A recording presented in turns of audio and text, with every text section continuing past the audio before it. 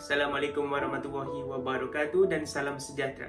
Nama saya Muhammad Afham bin Johari, pemegang kad matrik yang bernombor D2020296359. Okey, pertama sekali sebelum kita melangkah lebih jauh, marilah kita mengenali definisi falsafah terlebih dahulu.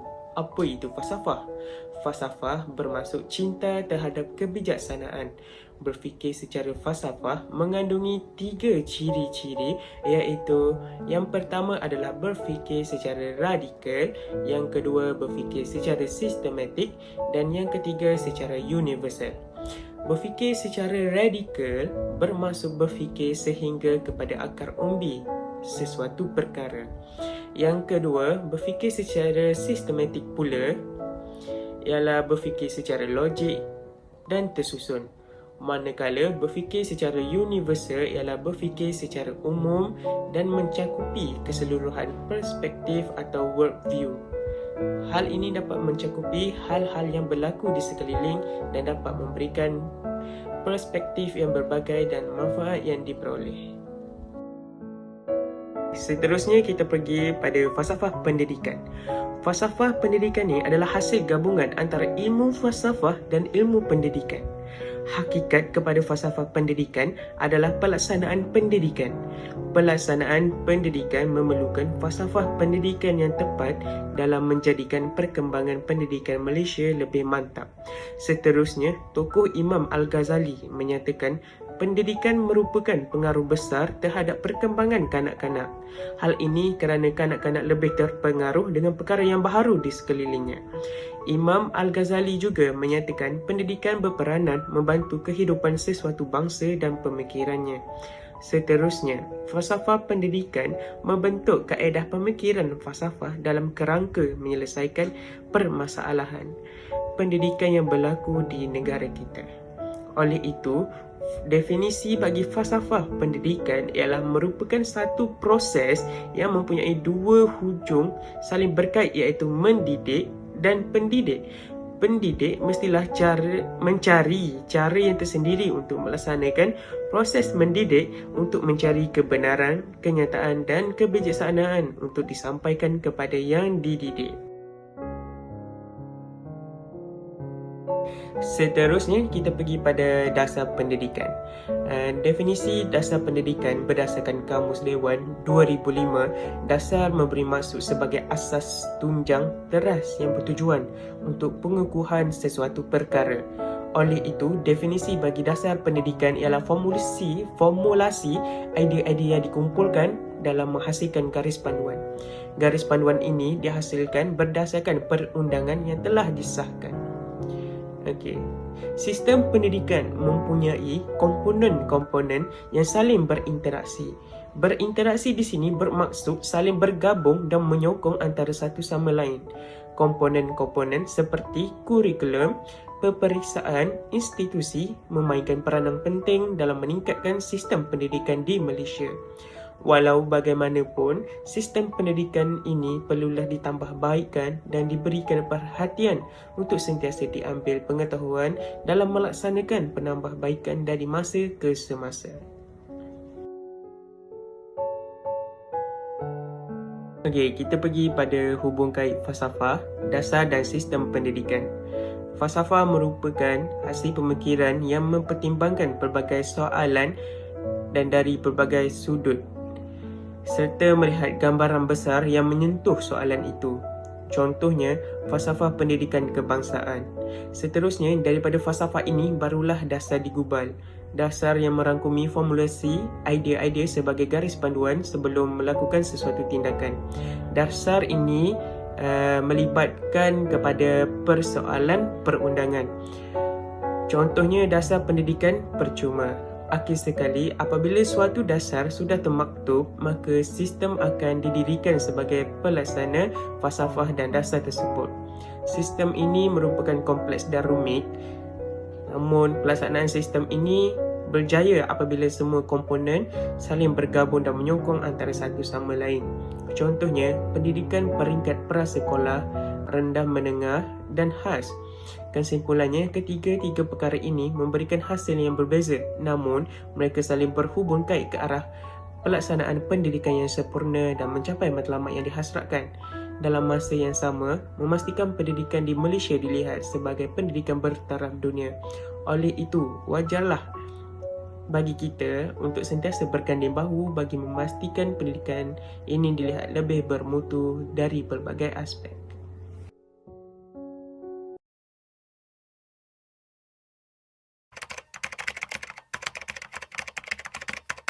Assalamualaikum warahmatullahi wabarakatuh dan salam sejahtera. Saya Abdul Aziz bin Muhammad Zulkifli di 2020096360 yang akan menyampaikan tugas mengenai apakah fungsi falsafah terhadap perkembangan pendidikan di Malaysia.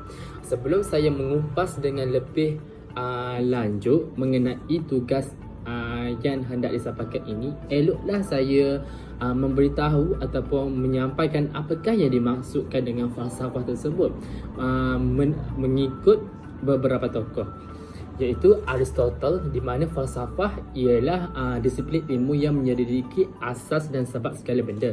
Beliau meletakkan falsafah sebagai ilmu tentang kebenaran yang diperolehi menerusi cabang ilmunya seperti metafizik, epistemologi, aksiologi dan juga logik. Manakala untuk tokoh Dewey pula, falsafah ni sebagai alat perjuangan manusia yang dilakukan untuk penyesuaian terhadap persekitaran dan juga budaya. Manakala tokoh Al-Farabi pula, falsafah ni terbagi kepada dua, iaitu teori dan juga praktik. Di mana falsafah teori ini bertujuan untuk mengetahui sesuatu yang ada, tuntutan untuk mewujudkan dalam amal. Manakala falsafah praktik pula ini bertujuan mengetahui sesuatu yang seharusnya berlaku dan diamalkan.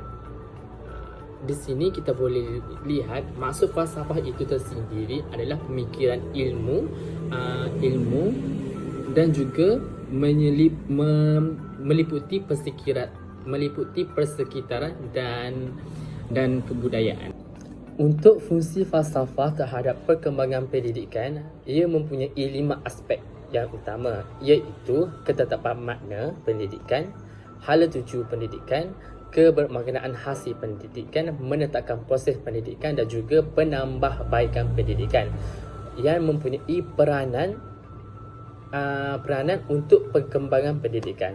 Okey, untuk ketepatan makna pendidikan, membina makna pendidikan itu adalah kerja falsafah itu sendiri untuk membezakan makna-makna yang lain dengan mengambil kira cabang-cabang metafizik, epistemologi, aksiologi dan juga logik. Di sini maksud yang 4 elemen itu tadi, metafizik, seperti metafizik ialah ketuhanan ataupun realiti dan sejagatan. Untuk epistemologi iaitu perihal ilmu ataupun pengetahuan. Manakala aksiologi pula ialah perihal nilai, etika dan estetika. Manakala logik pula ialah pemikiran ataupun penyelesaian masalah. Untuk menentukan matlamat hala tuju ataupun hala tuju pendidikan pula, falsafah ni pendidikan ni berperanan untuk menentukan arah ke manakah setiap warga negaranya daripada peringkat prasekolah, yang merupakan sekolah itu merupakan satu institusi pendidikan untuk membina kepentingan masyarakat bagi menyediakan tempat pendidikan yang sempurna terhadap generasi yang akan datang, seperti insan yang sempurna, warga negara yang berkhidmat dan yang dicita-citakan menerusi tujuan pendidikan ini. Manakala untuk kebermaknaan hasil pendidikan pula, tujuan pendidikan yang telah ditetapkan memberi gambaran yang jelas tentang hasil pendidikan, iaitu outcome apa yang diperolehi daripada hasil yang pendidikan tersebut, yang mesti dicapai warga negara yang bagaimanakah yang semestinya dibentuk dan pembangunan yang bagaimanakah yang akan dilaksanakan. Sebagai contoh, warga negara yang berakhlak mulia, yang harmoni, sejagat, mempunyai nilai kesefahaman dan juga perpaduan. Untuk yang keempat, iaitu menetapkan proses pendidikan, di mana dengan adanya matlamat dan hasil pendidikan yang hendak dicapai itu, maka perkara penting berkaitan dengannya ialah menetapkan cara ataupun proses yang perlu dilaksanakan ke arah mencapai matlamat dan hasil pendidikan tersebut. Contohnya bersepadu, menyeluruh, seimbang dan harmoni, di mana pendidikan Malaysia ini menetapkan satu dasar, iaitu memperolehi kesamarataan dalam pendidikan. Manakala yang terakhir ialah penambahbaikan pendidikan, iaitu yang berperanan untuk membina falsafah pendidikan, merupakan langkah pertama untuk membaiki proses pendidikan dalam sistem pendidikan yang dilaksanakan di sesebuah negara, seperti pendidikan sepanjang hayat, di mana pendidikan sepanjang hayat ini bukan sahaja meliputi di institusi. Pendidikan sepanjang hayat ini ia meliputi apakah yang berlaku di persekitaran itu sendiri. Kerana setiap yang berlaku di persekitaran itu kita boleh mempelajari dengan pemerhatian dan apa yang dilihat. Selain itu, pendidikan masa hadapan, di mana fungsi dan aplikasi falsafah ini dia menentukan pendidikan masa hadapan, kerana pendidikan sekarang ini tidak sama dengan pendidikan yang akan datang. Untuk merealisasikan dan melestarikan pendidikan yang akan datang pada masa kini lah, perlu membuat pembaikan, perlu membaik pulih dan melihat aspek-aspek yang hendak diperbetulkan. Seterusnya ialah pendidikan ini dapat meningkatkan potensi. Seperti sekarang terdapat banyak institusi kemahiran sepertinya College Vocational, Giat Mara, IKBN dan sebagainya. Pendidikan ini dia meningkatkan potensi sebagai seorang pelajar tu untuk memastikan keberkesanan ataupun ke manakah arah tuju selepas sehabis belajar. Itulah sahaja untuk fungsi falsafah terhadap perkembangan pendidikan di Malaysia. Okey, untuk rumusan saya akan rumuskan untuk fungsi falsafah ini, di mana manusia berbeza dengan makhluk, di mana manusia ni diciptakan oleh Allah untuk memimpin muka bumi, untuk menjadi khalifah. Dan oleh itu pendidikan ini merupakan satu platform yang amat penting bagi manusia untuk mencapai keharmonian, kelestarian dan juga apa yang hendak diciptakan. Falsafah pendidikan ini berfungsi juga sebagai secara langsung merupakan tempat manusia untuk berfikir dengan lebih luas secara dramatik. Kepentingan falsafah pendidikan ini juga ia terlalu luas dan susah untuk disimpulkan, kerana ia juga meliputi perkembangan dan peredaran masa dan semasa. Itu sahaja daripada saya mengenai fungsi falsafah terhadap perkembangan pendidikan. Terima kasih.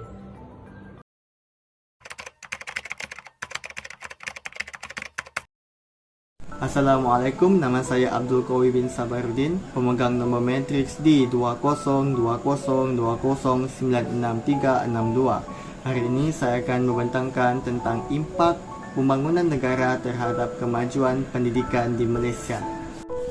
Pertama sekali, pembangunan ekonomi dan juga revolusi industri 4.0 telah memberi impak kepada kemajuan pendidikan kemahiran di Malaysia, iaitu TVET, yang telah menggalakkan kerajaan untuk membina lebih banyak sekolah menengah teknik, college vocational, institut latihan perindustrian dan institut latihan kemahiran awam serta swasta bagi memajukan lagi sektor pendidikan teknikal dan vocational di Malaysia.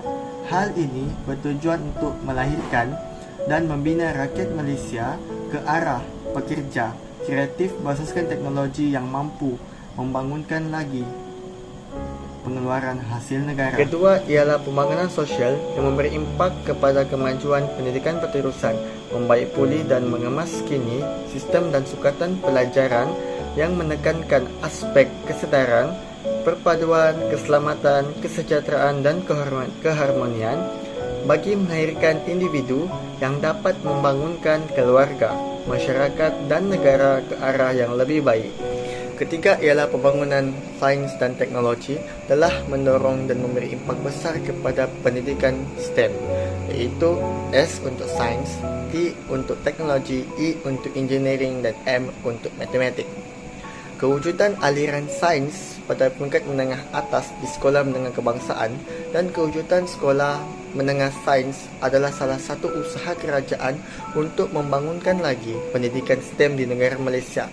Pendidikan STEM amat penting kerana kemajuan teknologi adalah salah satu cabang utama di saat ini kerana kita memerlukan pakar dalam bidang teknologi, lebih-lebih lagi dalam era globalisasi yang memerlukan teknologi digital. Pembangunan sukan juga mempengaruhi dan memberi impak kepada pendidikan di Malaysia. Sebagai contoh, sekolah, kluster sukan dan juga Akademi Bola Sepak Mokhtar Dahari adalah salah satu usaha kerajaan untuk memajukan lagi pembangunan sukan di negara Malaysia melalui pendidikan. Sebagai contoh, pelajar diajar dan dididik untuk menjadi seorang yang lebih berdisiplin dan juga mahir dalam sukan yang diceburi, dengan harapan pelajar tersebut dapat menjadi atlet yang dapat mengharumkan nama negara pada peringkat sukan antarabangsa seperti sukan Olimpik dan juga sukan SEA. Terakhir sekali adalah perkembangan agama di Malaysia juga mempengaruhi kemajuan pendidikan di negara Malaysia. Sebagai contoh, kewujudan sekolah menengah agama, sekolah tahfiz dan juga pilihan aliran agama di sekolah menengah adalah salah satu usaha kerajaan untuk memajukan lagi sektor pendidikan yang berteraskan kepada agama. Hal ini kerana agama adalah salah satu cabang utama di dalam Malaysia yang terikat dengan sektor seperti mahkamah syariah, pusat zakat dan juga perbankan Islam. Hal ini adalah salah satu usaha kerajaan untuk memajukan dan membangunkan lagi pembangunan agama melalui pendidikan agama yang berkesan kepada para pelajar mereka. Salatullah, salamullah ala taha rasulillah.